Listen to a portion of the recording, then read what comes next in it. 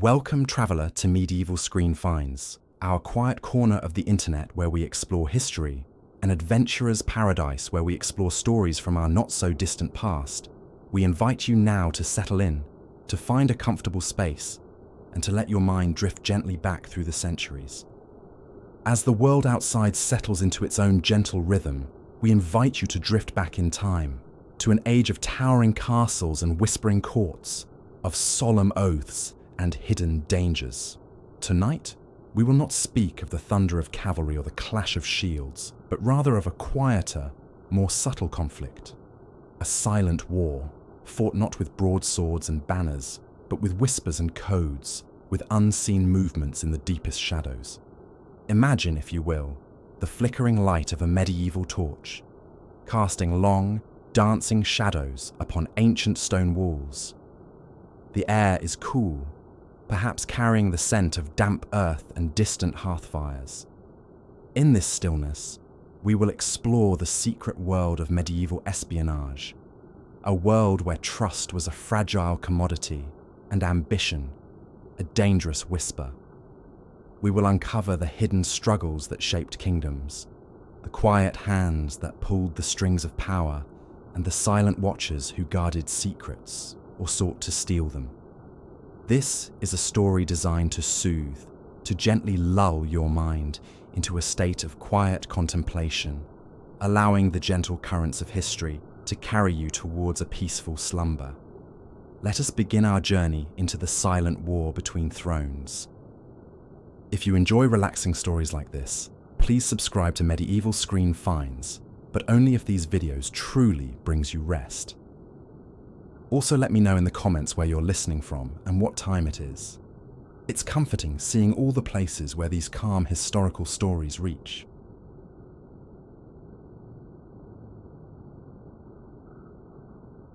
Picture, for a moment, the immense weight that rested upon the shoulders of a medieval monarch. This was not simply the weight of a heavy crown, but the crushing burden of ensuring the very survival and prosperity of a kingdom in an era defined by profound uncertainty. The world outside the castle walls was a complex tapestry of shifting loyalties, constant rivalries, and ever-present dangers. To rule effectively, to maintain the delicate balance of power, a sovereign needed eyes and ears beyond their immediate sight, extending into the furthest reaches of their own domains and, crucially, into the courts of their rivals. This deep-seated need for knowledge, for foresight into the machinations of others, cultivated the fertile ground in which medieval espionage quietly began to flourish. The crown, in this period, was often a fragile thing. It could be won by conquest, inherited through a lineage fraught with challenges, or even seized through brutal force. Once obtained, its retention was a continuous struggle against a multitude of threats. Within the kingdom itself, the greatest dangers often arose from the very individuals closest to the throne, the powerful, ambitious nobles. These dukes, counts, and barons, with their vast landholdings and private armies, were essential pillars of the kingdom, yet also potential sources of immense instability. Their loyalty was rarely absolute, often conditional, and always subject to the shifting tides of personal gain, perceived slights, or strategic marriages. A disgruntled noble, feeling overlooked or under-rewarded, could easily become a focal point for dissent, gathering other like-minded lords and plotting a rebellion that could splinter the realm. The constant fear of such internal betrayal meant that a ruler could rarely truly relax, their vigilance forever strained to detect the slightest tremor of disloyalty. Beyond these internal pressures, foreign threats loomed ceaselessly. Neighboring kingdoms, eternally suspicious of one another, were locked in a perpetual, silent competition for resources, territory, and prestige. Borders were porous and often contested, treaties were temporary arrangements, and the ambition of a single foreign ruler could ignite a devastating war that would claim countless lives and consume immense wealth. To counter these external dangers, a monarch needed to anticipate, to understand the intentions of their adversaries long before an army was mustered or a siege began. Were their neighbors stockpiling weapons? Were they forging new alliances? What was the strength of their treasury or the morale of their populace? These were not questions that could be answered by mere observation or open diplomacy. They required a deeper, more covert form of inquiry. In this climate of profound suspicion and pervasive threat, rudimentary forms of intelligence gathering began to emerge and evolve. Initially, this often involved little more than dispatching trusted messengers or envoys, ostensibly for diplomatic purposes, but with an unspoken directive to observe and report. A royal messenger, sent to deliver a letter to a neighboring duke, might also be tasked with discreetly noting the number of guards at the castle gate, the general prosperity of the surrounding lands, or the tenor of conversations overheard in the local taverns. These individuals were not yet professional spies, but their roles subtly shifted from mere communication to active information gathering. Consider for a moment a traveling merchant. His trade took him across vast distances through various towns and cities, bringing him into contact with a wide array of people from all social strata. He might hear whispers of discontent among the peasantry in one region, or news of a lavish feast, indicative of prosperity in another. He might observe the construction of new fortifications or the movement of troops near a contested border. While his primary purpose was commerce, his unique position made him an invaluable conduit for information, whether he consciously sought it out or simply absorbed it as part of his daily travels. Rulers and their advisors gradually recognized the strategic value of such individuals, subtly encouraging them to report back on matters beyond mere trade, transforming informal observation into a nascent network of intelligence. Similarly, members of the clergy, particularly those who traveled between monasteries and ecclesiastical centers, possessed a unique vantage point. Their spiritual duties often granted them access to diverse communities and, crucially, the ear of both commoners and nobles. A monk might hear confessions that hinted at simmering unrest, or learn of alliances being quietly forged between powerful families. Their perceived neutrality and piety often allowed them to gather information without arousing suspicion, making them unwitting, or sometimes deliberate, agents in the silent war. As the demand for more specific and reliable intelligence grew, so too did the methods. The simple act of sending a messenger gradually transformed into the deliberate deployment of an informer, an individual whose primary, though often hidden purpose, was to gather intelligence. These were individuals selected for their discretion, their powers of observation, and their ability to blend seamlessly into various environments. They might be courtiers, trusted servants, or even seemingly ordinary citizens living in strategic locations, all feeding a steady stream of information back to their patron. This quiet transformation, from incidental observation to purposeful intelligence gathering, marked a crucial step in the birth of medieval espionage. The sheer difficulty of protecting secrets in an age without the pervasive surveillance and digital security of today further fueled the need for proactive intelligence. A document could be stolen, a conversation overheard through a thin wall, a trusted servant bribed. Every piece of sensitive information was vulnerable. This heightened the ever-present fear of betrayal. A monarch might impose strict rules on who could enter their private chambers, or how official documents were handled.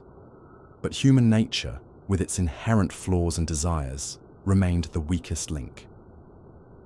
The pervasive dread of a planted agent, a poisoned chalice, or a whispering campaign designed to undermine their authority meant that rulers lived in a state of constant, low-level anxiety. This atmosphere of fear and suspicion was not merely a backdrop. It was the very air that medieval espionage breathed. To counter the threat of betrayal, rulers had to understand its mechanisms. They needed to know not only who might betray them, but also how. What were the motives? What were the channels of communication?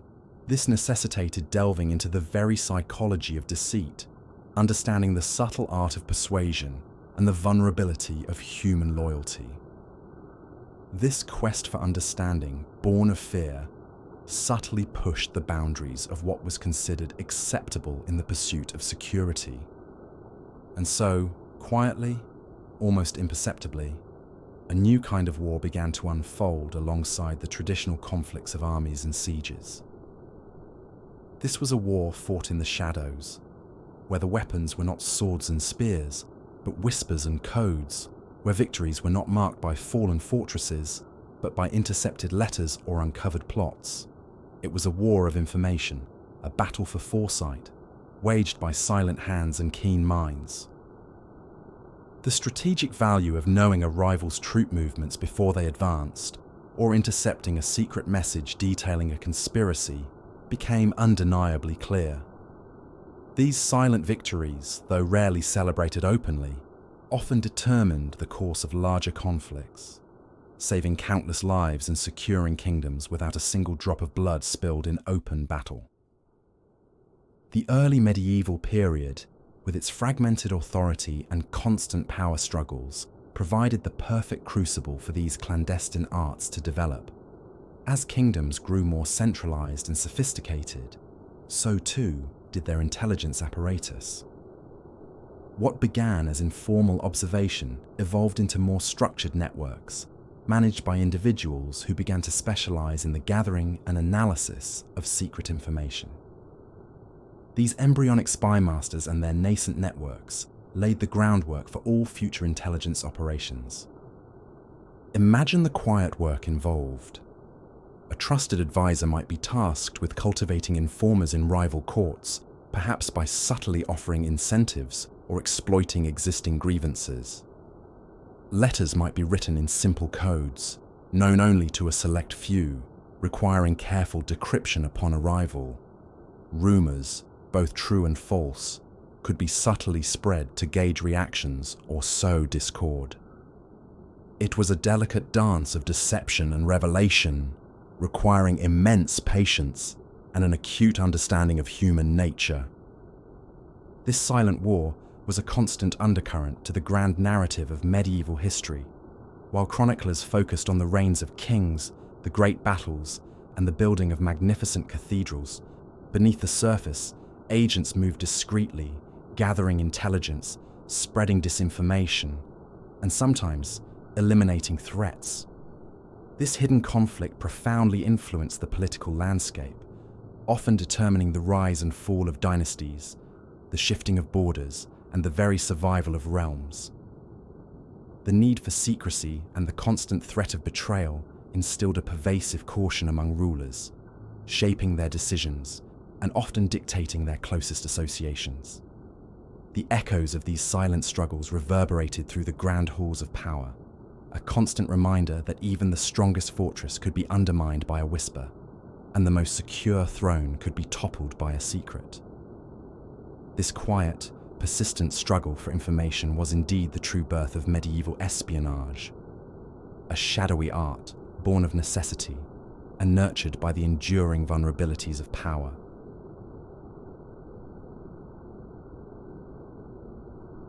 As the medieval period matured and the need for covert intelligence deepened, a new figure began to emerge from the periphery of court life: the spymaster. These individuals were not warriors or diplomats in the traditional sense, but rather quiet architects of unseen networks, masters of secrets who wove intricate webs of information across the kingdom and beyond. Their work was methodical, often thankless, and always fraught with peril, yet it became an indispensable pillar of royal power, silently upholding thrones and shaping destinies. Imagine, if you will, the spymaster's chambers, not grand or opulent, perhaps a discreet room tucked away in a quiet corner of the castle, far from the bustling noise of the great hall. Here, in the dim light of a flickering lamp, maps might be spread across a table, marked with cryptic symbols. Parchments filled with coded messages would be carefully examined, their secrets slowly coaxed forth. The air would be thick with the scent of aged paper and lamp oil, a quiet testament to the hours spent in solitary, painstaking work. The spymaster was, in essence, the nervous system of the kingdom, channeling vital information to the brain of the monarch. Their role was to gather, to guard, and to interpret intelligence for their lord or monarch. This involved not merely collecting facts, but understanding the nuances, the unspoken tensions, and the hidden agendas that lay beneath the surface of courtly life. The most crucial aspect of a spymaster's craft was the creation and maintenance of their network. This was a living, breathing entity, composed of countless individuals, each a tiny thread contributing to the overall tapestry of information. These agents and informers were drawn from all walks of life, reflecting the spymaster's ingenuity and resourcefulness. Merchants, with their extensive travels and numerous contacts, were invaluable eyes and ears, carrying news and gossip, often unwittingly.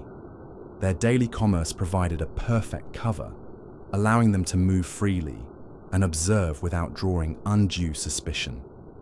A spymaster might subtly cultivate a relationship with a particular merchant, offering favors or small payments in exchange for reports on market prices, harvest yields in rival territories, or even the latest rumors circulating in a foreign city. Monks, with their vows of silence and lives lived largely apart from worldly affairs, might seem unlikely candidates for espionage, yet they too played a role. Their abbeys and monasteries were often centers of learning and hospitality, welcoming travelers and pilgrims from distant lands. Within these quiet walls, invaluable scraps of information could be gleaned. A visiting cleric might inadvertently reveal details about a lord's health or a regional dispute. A spymaster might discreetly enlist a sympathetic monk, leveraging their access and their reputation for discretion to gather intelligence from unlikely sources. Courtiers, living within the very heart of power, were perhaps the most dangerous and valuable informers. They were the ones who heard the whispers in the great hall, observed the subtle shifts in favor, and understood the true dynamics of the royal household. A disgruntled noble, a resentful servant, or a lady-in-waiting privy to the queen's confidences could all become sources of vital intelligence. The spymaster's art lay in identifying these individuals, understanding their motivations, whether greed, ambition, or personal grievance, and subtly drawing them into their web without exposing their true allegiance. The risks for these courtly informers were immense. Exposure meant not only disgrace, but often torture and execution. Yet the rewards, whether monetary or in the form of future influence, could be equally compelling. Even humble servants within a castle or a noble household became the eyes and ears of the realm. A scullery maid might overhear a conversation between guards. A stable hand might note the hurried departure of an unknown rider. Or a laundress might discover a hidden message sewn into a garment. These seemingly insignificant observations, when pieced together by a skilled spymaster, could reveal patterns, confirm suspicions, or expose nascent plots. No corner of the castle or town was truly free from a spymaster's quiet gaze, for even the most ordinary individual, if cultivated correctly, could become a crucial conduit for information. The very lifeblood of these networks was communication, and in an age without the instantaneous transfer of information, this required ingenious methods. Letters and codes became indispensable tools for conveying sensitive information. Simple ciphers, where letters were substituted for others, were common, offering a basic layer of protection. More complex methods involved using numerical substitutions, or even entire phrases that, when decoded, revealed the true message. These codes were often kept secret by the spymaster, known only to a select few trusted agents, with new ciphers being developed regularly to prevent their compromise. Imagine the painstaking work of encrypting a message, letter by letter or symbol by symbol. and then the equally meticulous process of decryption upon its receipt. Hidden scripts, written in invisible ink, made from readily available substances like milk or lemon juice, were also employed, with the message appearing only when the parchment was gently heated over a flame. These methods added another layer of security, ensuring that even if a message fell into the wrong hands, its contents would remain unreadable without the specific knowledge of how to reveal them. Beyond written communication, agents might use cryptic symbols, specific hand gestures, or prearranged signals to convey information or warn of danger. A certain way of tying a sash, a particular arrangement of objects on a windowsill, or a unique knock at a door could all carry hidden meaning, understood only by those initiated into the network. These subtle cues allowed agents to communicate vital information in plain sight, without uttering a single compromising word. The ability to read these silent messages, to discern their hidden meanings, was a hallmark of the highly trained operative. The spymaster's work extended beyond merely receiving information. It also encompassed the careful guarding of their own secrets. This meant constantly vetting agents, weeding out potential double agents, and establishing strict protocols for communication. The network itself was often compartmentalized, with different agents knowing only their immediate contacts, preventing the entire web from unraveling if one strand was compromised. A spymaster's ultimate loyalty was to their monarch, and every action, every whisper, every secret gathered or kept served the singular purpose of strengthening the throne. The spymaster was also a master of influence, understanding that information could be manipulated, disseminated, or withheld to achieve specific outcomes. They might subtly spread disinformation in a rival court, planting false rumors to sow discord or mislead an adversary. Conversely, they might carefully leak accurate information to achieve a desired political effect, guiding public opinion or discrediting a rival. This psychological aspect of espionage, the manipulation of perception, was as crucial as the gathering of raw facts. Consider the solitary life of a spymaster. Their existence was one of constant vigilance, of quiet calculation. They could trust few, for trust itself was a currency to be carefully dispensed and constantly re-evaluated. Their successes were rarely celebrated openly, for to acknowledge their work would be to expose the hidden hand of power. Their failures, however, could lead to catastrophic consequences, not only for themselves, but for the entire kingdom. The pressure was immense, the stakes immeasurable. Yet, despite the inherent dangers and the lack of overt recognition, the spymaster's web grew. It became an essential, if invisible, part of the medieval state.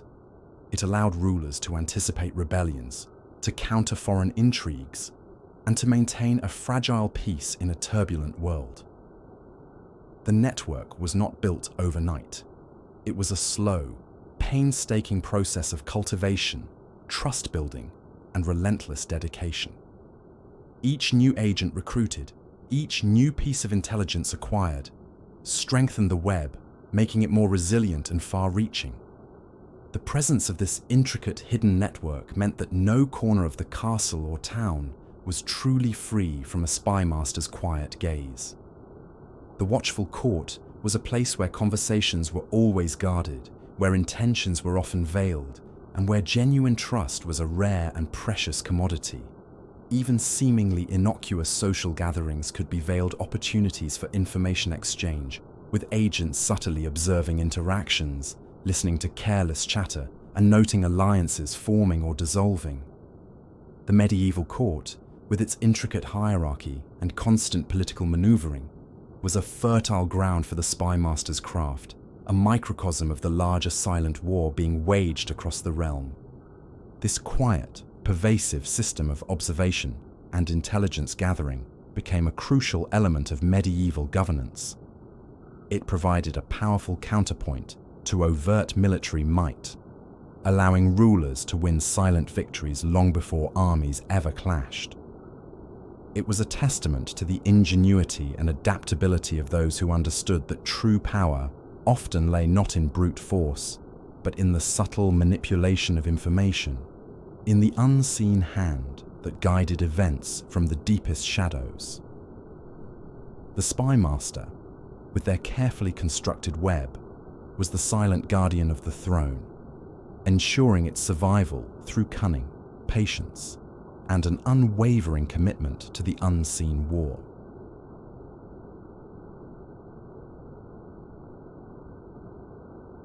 As the silent war of information intensified, another, even darker, facet of medieval espionage began to reveal itself: the calculated use of the assassin. When whispers failed and diplomacy faltered, when the spymaster's web could not untangle a particularly stubborn knot of opposition, the ultimate solution, chilling in its finality, was sometimes sought. This was the realm of the silent blade, the swift poison, and the meticulously planned plot, the dangerous work of individuals whose very existence was shrouded in secrecy, their missions undertaken under the cloak of night. Imagine the quiet tension that would permeate a court where the threat of the assassin loomed. Every meal carefully tasted, every shadowed corridor eyed with suspicion, every stranger a potential harbinger of doom. The very air would seem to thicken with unspoken anxieties. For rulers and their ambitious rivals, the assassin was a tool, a terrifying instrument of policy. For those targeted, they were a spectre of dread, a chilling reminder of mortality and the ruthless nature of power. The tools of the assassin's trade were subtle, deadly, and often deceptively mundane. Knives, small and easily concealed, were a favoured instrument, allowing for close quarters, swift eliminations. These were not the grand ceremonial swords of knights, but practical, unassuming blades, designed for silent efficiency. A sudden lunge in a darkened alley, a quick thrust in a crowded market, or a disguised approach within the unsuspecting confines of a castle. The knife offered a brutal intimacy.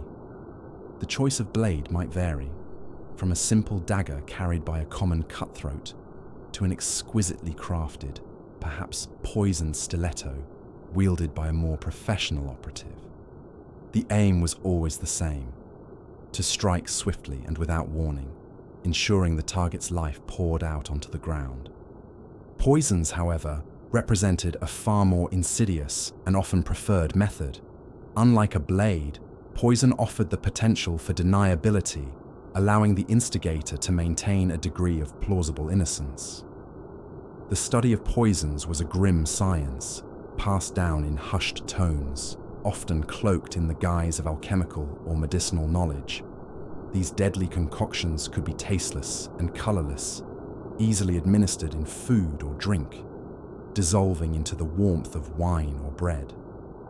Imagine the agonizing wait for the poison to take effect, the slow onset of symptoms that mimicked natural ailments, making identification difficult, if not impossible, in an age with limited medical understanding.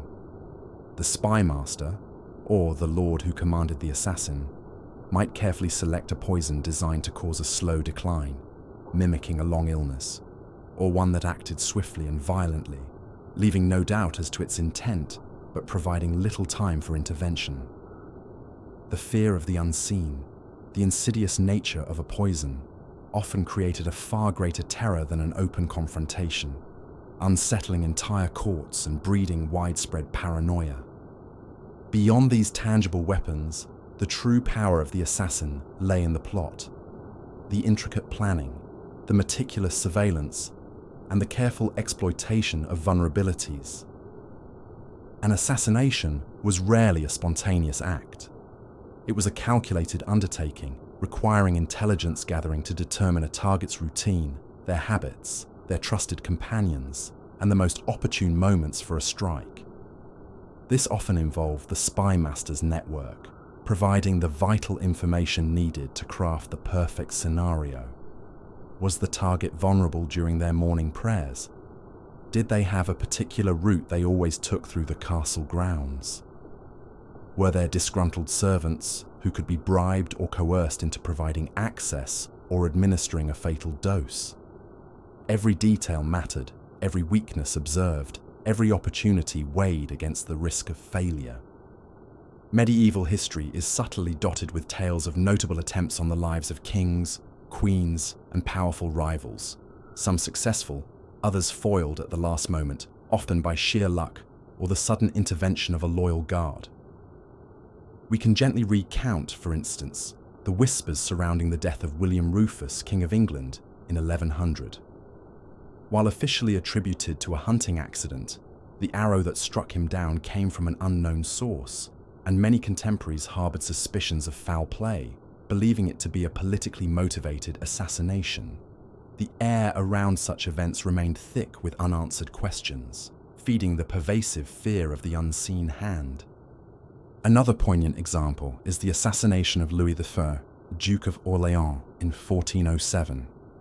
A powerful figure in French politics, he was ambushed and brutally murdered in the streets of Paris by agents of John the Fearless, Duke of Burgundy.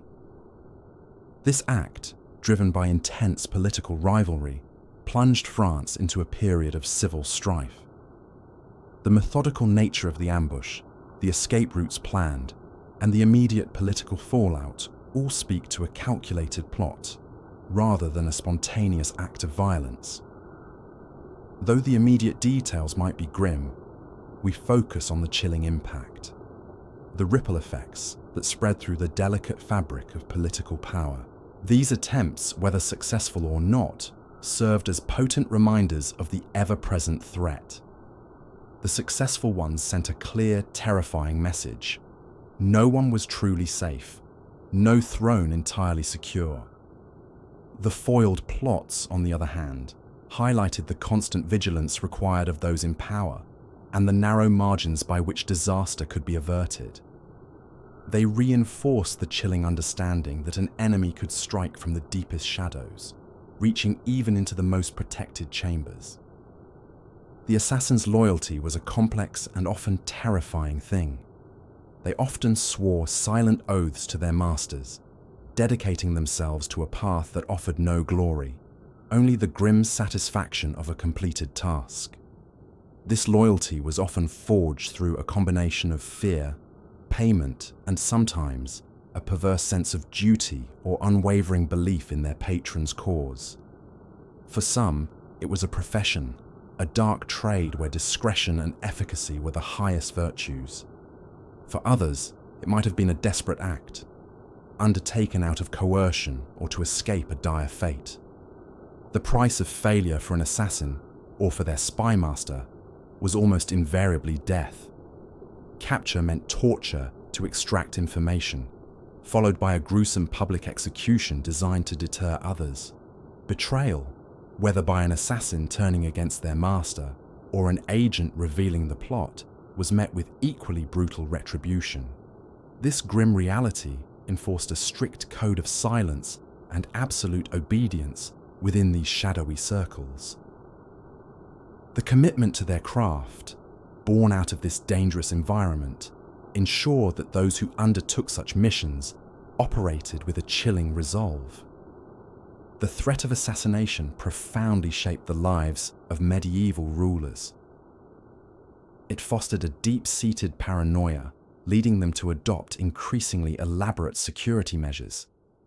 They would employ trusted food tasters, sleep behind barred and bolted doors, and always travel with heavily armed retinues. Their inner circles would shrink, trust becoming an even rarer commodity. Every new face at court, every unfamiliar servant, every whispered conversation could become a source of anxiety. This constant fear of the unseen, the silent killer lurking in the shadows, was a heavy burden, affecting their mental state, their decision-making, and even their personal relationships. Imagine the king, waking in the dead of night, bathed in sweat from a nightmare of a poisoned chalice or a dagger at his throat. This was not merely a fantastical fear, it was a deeply ingrained reality for those at the pinnacle of power. This omnipresent dread subtly influenced their every move.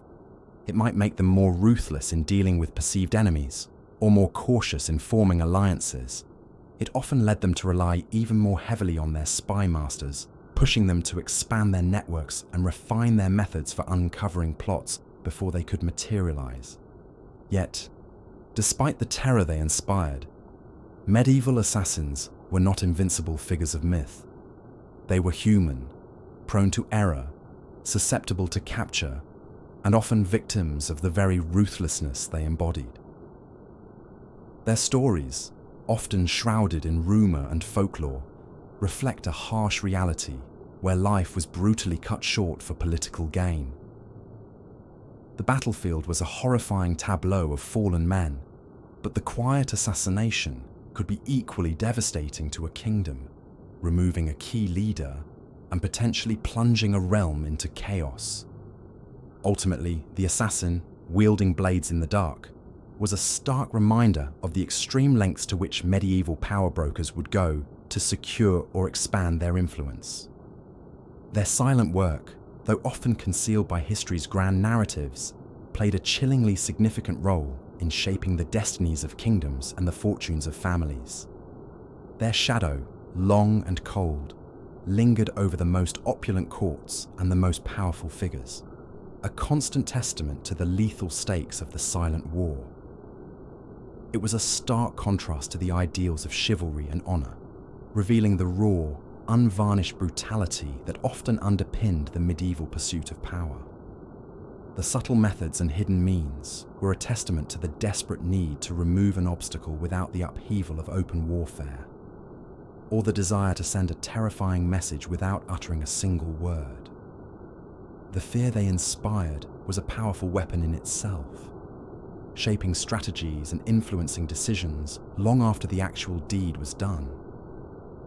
This lingering fear, this quiet anxiety, was perhaps the assassin's most enduring legacy.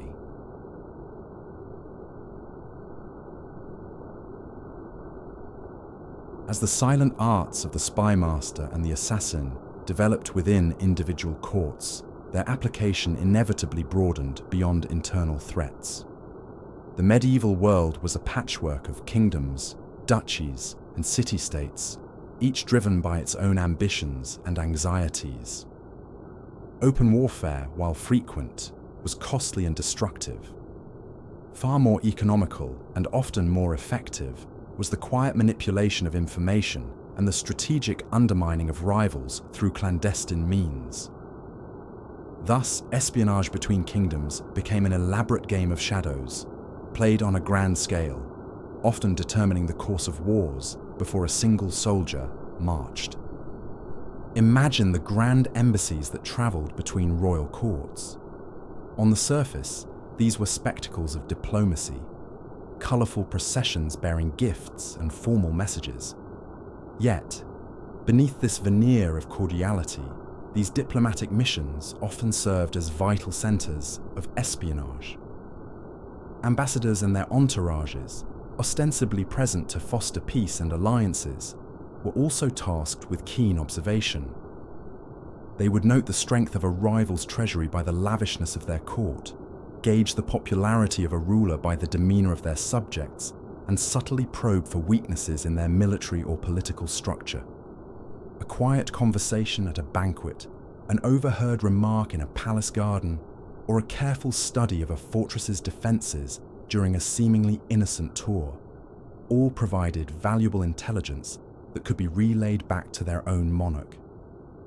These embassies housed a web of servants, secretaries, and attachés, many of whom were quietly engaged in intelligence gathering. A secretary might try to glimpse sensitive documents on a diplomat's desk. A cook might listen to gossip in the kitchens, or a stable master might report on the number and quality of horses being maintained by a rival. The art of diplomatic espionage was one of sustained observation and subtle probing, designed to extract every possible scrap of information without ever openly betraying their true purpose. the lavish gifts exchanged often served as a distraction, drawing attention away from the true, quiet work being done in the background. Within this intricate game, the figure of the double agent emerged. Individuals who served two masters, often feeding falsehoods to one while remaining loyal to another. The risks for such individuals were immense, for discovery by either side meant almost certain death, often after brutal interrogation. Yet the rewards could be equally compelling. Vast sums of money, promises of land or titles, or even the satisfaction of playing a dangerous, high-stakes game. A double agent might be a disgruntled noble, seemingly pledging loyalty to an invading force while secretly reporting their movements and plans back to their rightful sovereign. They might be a merchant, appearing to sell secrets to a rival kingdom, while actually disseminating disinformation designed to lead them astray. The spymaster's skill lay not only in identifying and recruiting potential double agents, but also in managing them. This involved a constant assessment of their true loyalties, verifying the information they provided, and carefully crafting the false intelligence they would deliver to the enemy. It was a perilous tightrope walk, where a single misstep could unravel an entire operation and expose the intricate layers of deception. The double agent, living a life of perpetual pretense, existed in a state of profound psychological tension, their true identity and allegiance a closely guarded secret that could never truly be shared.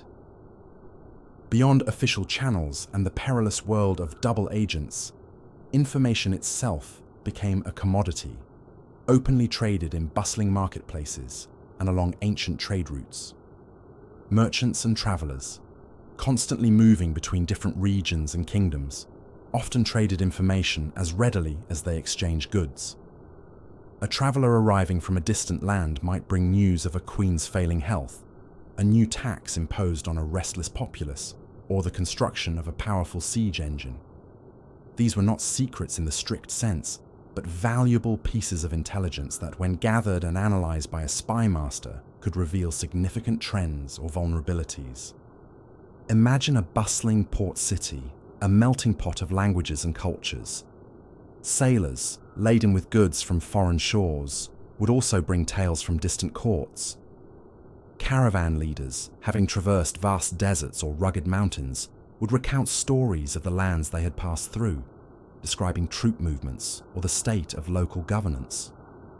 These individuals often exchanged information in taverns, at market stalls, or around campfires, unaware that their casual chatter was being carefully monitored by agents whose sole purpose was to sift through the mundane to find the strategically significant. Information for sale could range from mundane gossip to highly sensitive military intelligence, bought and sold for a handful of coins, a warm meal, or a promise of safe passage. This constant flow of information, both deliberate and accidental, meant that no kingdom truly operated in isolation. Every action, every decision, every shift in power dynamics, however small, was likely to become known to watchful eyes and attentive ears across borders. The concept of state secrets was fiercely defended, yet constantly challenged by the relentless curiosity and ambition of rival powers.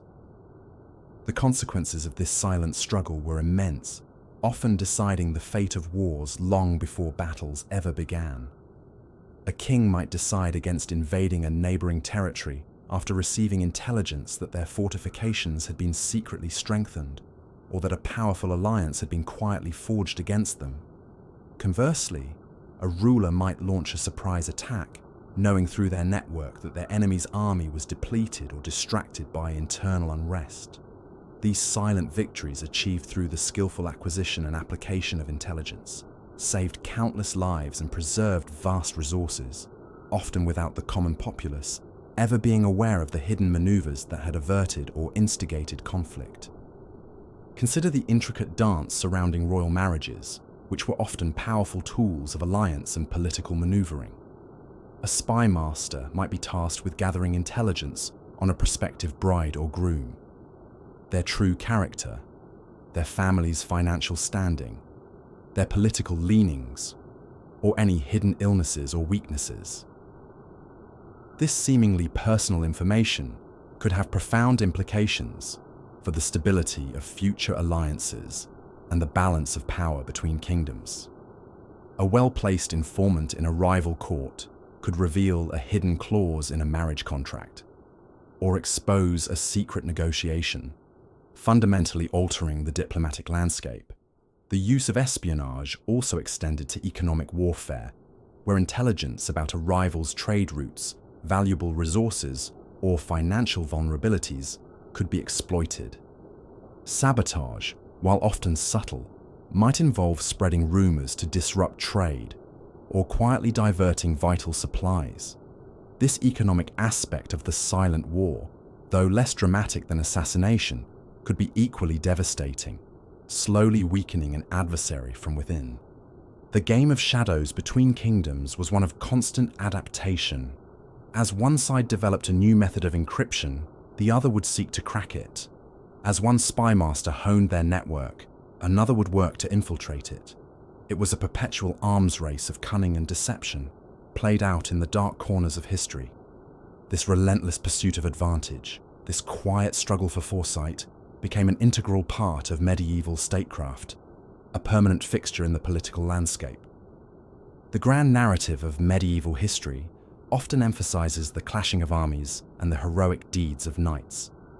Yet, beneath this surface, the true architects of power were often the spymasters and their agents, quietly influencing events, guiding decisions, and tilting the balance of power through their unseen efforts.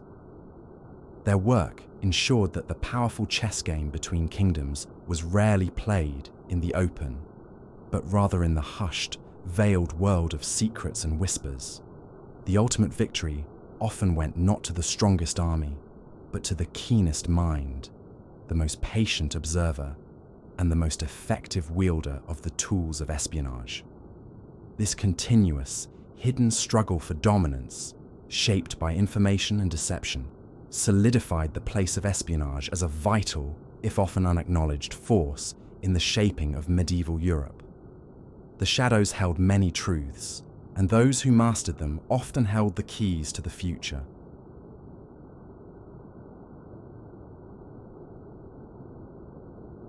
As the Silent War deepened, the tools of medieval espionage evolved beyond mere observation and subtle persuasion. Spies and assassins, driven by the ever-increasing stakes, developed a sophisticated arsenal of techniques and devices to conceal messages, move unseen, and strike with lethal precision. These were the subtle arts, the quiet innovations that allowed individuals to operate within the shadows, manipulating events with a delicate touch, or ending lives with a swift, unseen blow. Imagine the preciousness of a secret message in an era before secure communications. A scroll carried openly could be intercepted, its contents revealed. The solution lay in the art of concealment, transforming ordinary objects into carriers of vital intelligence. Invisible ink was perhaps one of the most ingenious and widely employed methods. Derived from readily available substances such as milk, lemon juice, or even onion juice, these inks would dry transparent on parchment, leaving no visible trace to the casual observer. The true message would only reveal itself when the paper was gently heated over a flame, causing the organic compounds in the ink to oxidize and darken.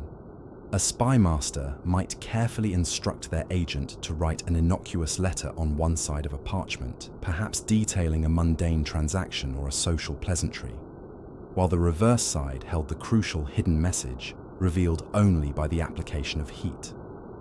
The elegance of this method lay in its simplicity and its ability to blend seamlessly into the everyday, making detection incredibly difficult for the uninitiated. Beyond invisible inks, the use of ciphers and codes became a fundamental aspect of secure communication.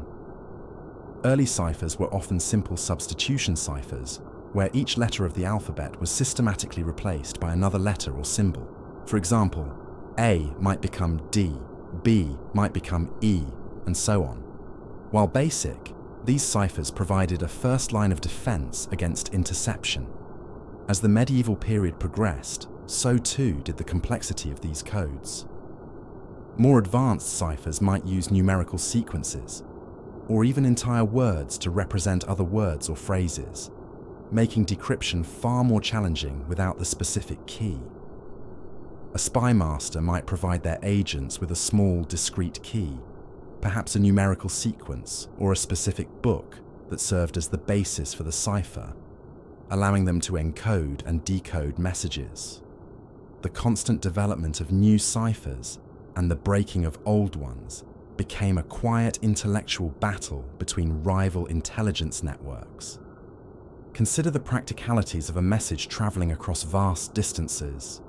It might be concealed within the hollow heel of a boot, sewn into the lining of a garment, or even hidden within the pages of an innocent-looking book, disguised as marginalia. Some accounts suggest messages were miniaturized and hidden inside loaves of bread, or even in the quills of birds.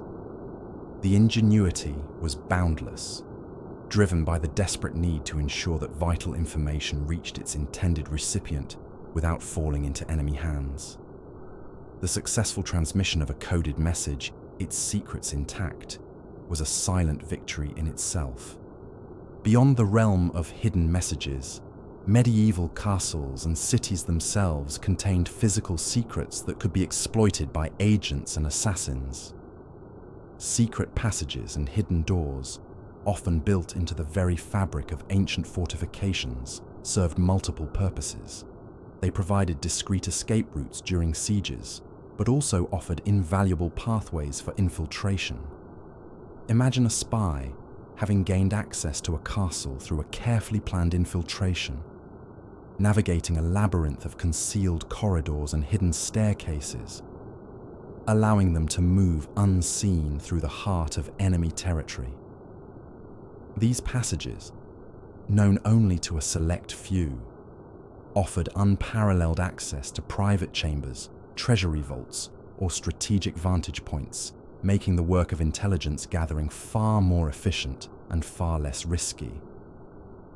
The knowledge of these architectural secrets was a highly guarded asset, often passed down through generations of castle wardens or trusted advisors. A spy master might spend years cultivating an informant within a rival's stronghold, patiently waiting for the opportunity to acquire these vital blueprints of secrecy. The mastery of a castle's hidden pathways could turn a seemingly impregnable fortress into a porous sieve, allowing agents to slip in and out undetected, or for assassins to approach their targets with deadly stealth. The quiet creak of a concealed door, the faint echo in a hidden tunnel. These were the subtle sounds of medieval espionage at work. For those operating in the field, disguises and false identities were paramount. A spy could not simply appear as themselves in enemy territory without arousing immediate suspicion. The art of disguise involved far more than merely changing clothes. It required a deep understanding of local customs, accents, and mannerisms. An agent might adopt the persona of a traveling merchant, a wandering minstrel, a humble pilgrim, or a simple peasant, blending seamlessly into the background. This involved not only the correct costume, but also meticulous attention to detail, practicing a regional accent, adopting a specific gait, even altering one's diet to reflect local habits. Imagine the intense focus required of a spy maintaining a false identity. Every word, every gesture, every interaction a carefully performed act to avoid detection. They might carry fabricated documents, such as letters of passage or trade permits, to lend credibility to their assumed role. A spy's success often hinged on their ability to become truly invisible, to melt into the fabric of a foreign society, gathering information without ever revealing their true purpose. The ability to switch between identities, to adopt new personas at a moment's notice, was a highly valued skill, a acquired through rigorous training and a natural aptitude for mimicry and deception. Finally, the silent language of symbols and signs permeated the world of medieval espionage.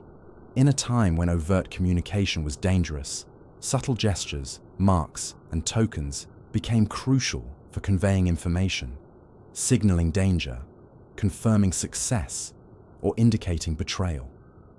A specific knot tied in a rope, a particular arrangement of pebbles by a roadside, a unique mark carved into a tree trunk, or even a seemingly casual adjustment of clothing could all carry hidden meaning for those who knew how to interpret them. These were the whispers that were never spoken aloud. A spymaster might establish a series of dead drops, prearranged, inconspicuous locations where messages or small objects could be left or picked up without direct contact between agents. A loose stone in a wall, a hollowed-out tree trunk, or a specific crack in a bridge could all serve as a silent mailbox. The use of unique tokens, such as a particular coin, a specially carved wooden trinket, or a distinctive piece of cloth, could serve as proof of identity or as a signal for a meeting. These were the physical manifestations of trust and instruction, allowing agents to operate with a degree of security and anonymity. These tools and techniques, from invisible inks to hidden passages and subtle signals, formed the bedrock of medieval espionage.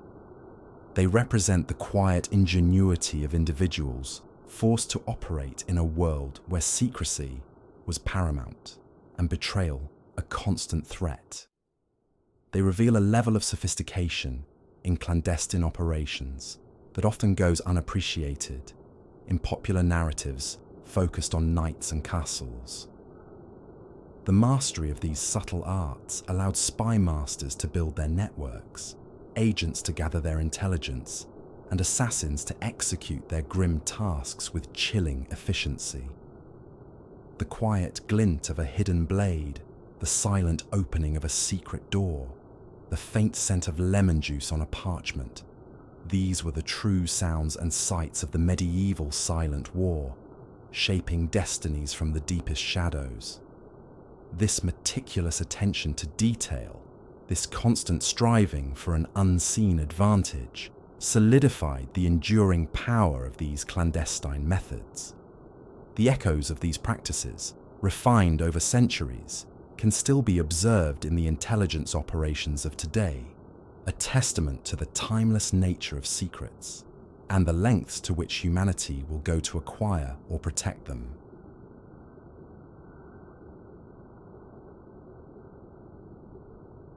As the final echoes of the medieval era faded into the nascent light of the early modern world, the silent war of spy masters and assassins did not vanish. Instead, it quietly transformed, adapting to new political landscapes, new technologies, and new forms of power. The legacy of these clandestine medieval practices, honed in an age of castles and kings, cast long shadows that stretched far into the future, fundamentally shaping the nature of statecraft and the perpetual struggle for information. Imagine a world slowly moving beyond the feudal system, giving rise to more centralized, powerful nation-states. Monarchs now commanded larger, more professional standing armies, and their bureaucracies grew in complexity.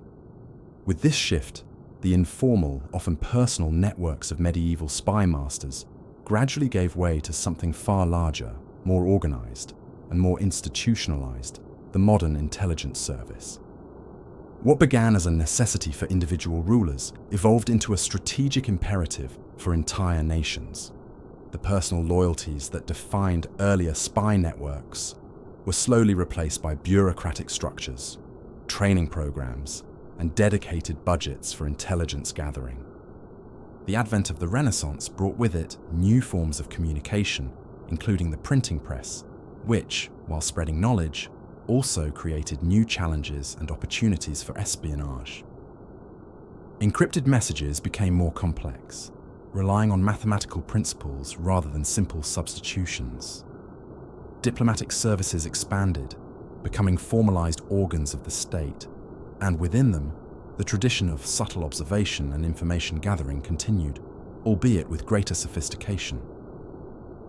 Ambassadors were no longer just messengers. They were the chief intelligence officers abroad, their dispatches often containing coded assessments of foreign militaries, political factions, and economic vulnerabilities. The quiet, often personal work of the medieval assassin also underwent a significant transformation.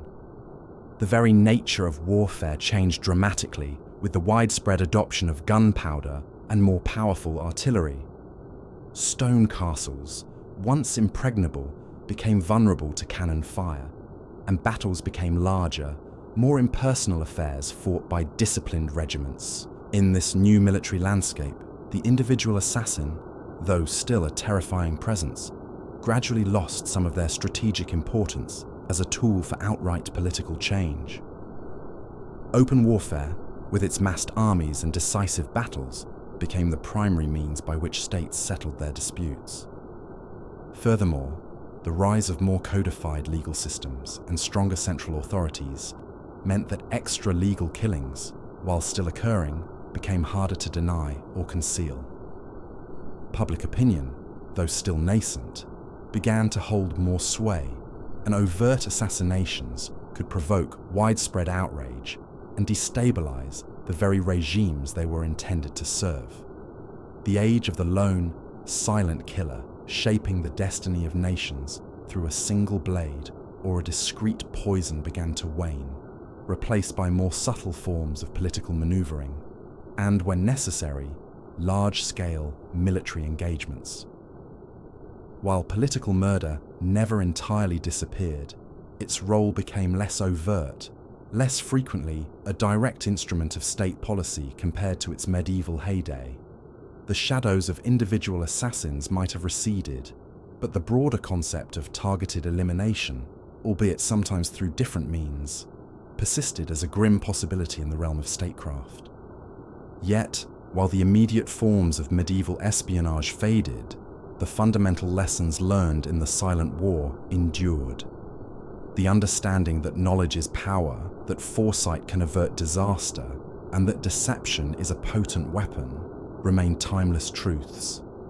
Stories and legends of medieval spies and assassins, often exaggerated and romanticized over centuries, continue to captivate the imagination, serving as cautionary tales and intriguing historical footnotes. These narratives, passed down through generations, taught lessons about caution, about the constant vigilance required of those in power, and about the sometimes terrible cost of unchecked ambition. Imagine the quiet reflection of a modern intelligence analyst poring over complex data, yet perhaps unknowingly echoing the methodical patience of a medieval spymaster sifting through fragmented rumors. The techniques might have changed dramatically, from carrier pigeons to satellites, from invisible ink to encrypted digital transmissions, but the core objective remains the same: to acquire vital information before an adversary, to understand their intentions, and to secure the realm. The fundamental principles of intelligence gathering, observation, infiltration, communication, and analysis were laid down in the medieval shadows and continue to inform modern practice. The lessons about human nature, too, remain strikingly relevant. The motivations that drove medieval agents, greed, ambition, loyalty, fear, or revenge, are timeless. The vulnerabilities exploited by spymasters, discontent, vanity, or a desire for power, are universal. The psychological chess game, the manipulation of trust, and the art of subtle persuasion honed in medieval courts are still very much alive in the world of modern intelligence and diplomacy. The human element, with all its complexities and frailties, remains the most potent tool and the greatest weakness in any intelligence operation, just as it was 1,000 years ago. As we conclude our journey through the Silent War, we are left with the lingering image of those ancient castles and bustling medieval cities. Though empty now, Their stone walls and winding streets seem to hum with the echoes of secrets, of hushed conversations, and of unseen movements.